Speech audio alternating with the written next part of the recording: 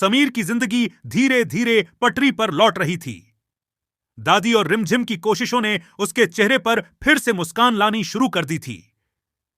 लेकिन महल में हर कोई इस बदलाव से खुश नहीं था, खासकर मोहिनी, जिसे लगने लगा था कि अगर रिमझिम का प्रभाव बढ़ता गया तो उसकी योजनाएं और महत्व दोनों खत्म हो जाएंगे। इसी बीच मोहिनी को एक ऐसा मौका मिल गया जिसका वह लंबे समय से इंतजार कर रही थी। उसने समीर के सामने एक ऐसी बात रख दी जिसने उसके मन में तूफान खड़ा कर दिया। मोहिनी ने दावा किया कि परी का रिश्ता समीर के अतीत से जुड़ा हुआ है और रिमझिम इस सच को पहले से जानती थी। यह बात सुनते ही समीर परेशान और बेचैन हो गया। पुराने दर्द और अधूरी यादें उसके सामने आने लगीं। उसे लगा कि उससे एक महत्वपूर्ण बात छिपाई गई है।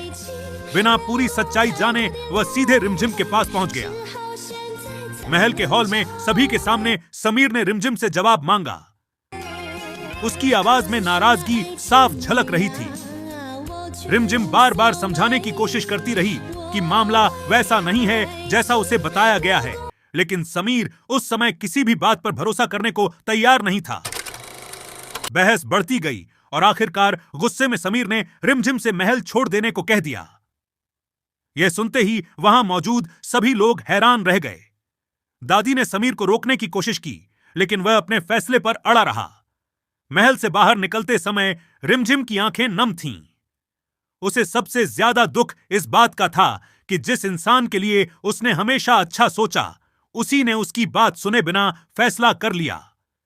उधर दूर खड़ी मोहिनी यह सब देखकर संतुष्ट नजर आ रही थी, क्योंकि उसकी चाल ने समीर और रिमझिम के बीच गलतफहमियों की दीवार खड़ी कर दी थी। लेकिन कहानी यहीं खत्म नहीं होती।